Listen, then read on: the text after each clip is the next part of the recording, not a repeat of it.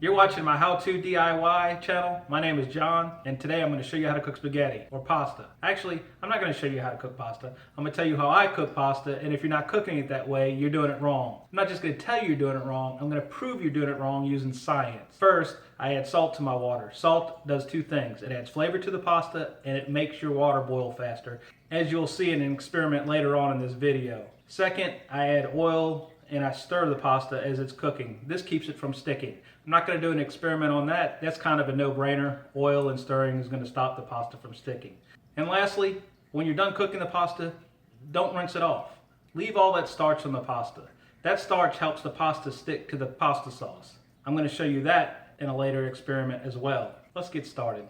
Okay, so here's the experiment. The pot thermometer on the left is the pot of salted water. I have 1.5 tablespoons of salt in 12 cups of water, and of course the pot on the right is just plain water, 12 cups of water, nothing added. I'm going to speed this up to 10 times here in just a minute. The reason why salted water boils faster is because it's denser.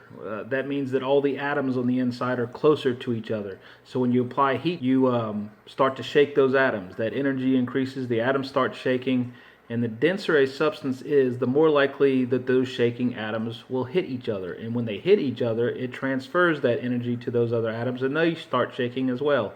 And that is why you'll see that this salted water will boil faster than the unsalted water.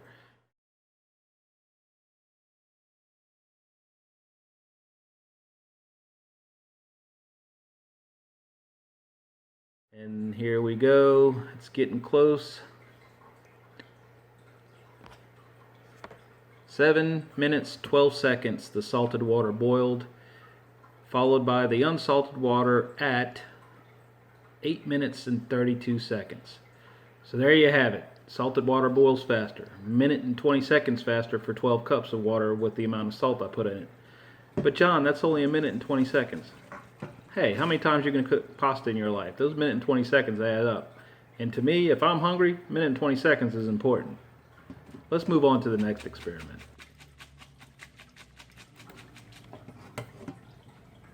For this next experiment, we're going to test how well the pasta sauce sticks to noodles that have been rinsed and to noodles that have not been rinsed. You can see here I'm separating some unrinsed noodles from the noodles still in the colander, and then I'm going to rinse off those noodles.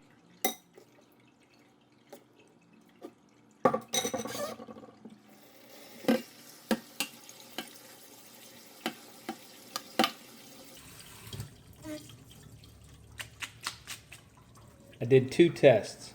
In the top two boxes, I measured out 200 grams. In the bottom two boxes, I measured out 500 grams.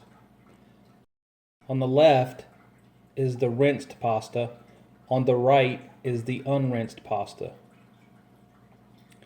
At the top two blocks, I pulled the noodles out by hand so that the noodles could just drag the sauce up. On the bottom, I pulled the noodles out in 2 forkfuls.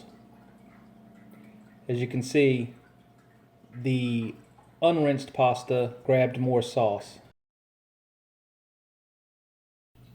At the beginning of this video, I said that if you weren't cooking pasta my way, you were doing it wrong. That was just me being an ass, and I didn't mean it. The truth is, pasta is delicious no matter how you cook it. However, the experiments did show if you would like more sauce to stick to your pasta, you should not rinse it. Also, if you would like to cook your pasta faster and have it more flavorful, add salt. If you enjoyed this video, found it helpful, or at least a little bit entertaining, please subscribe. Thanks.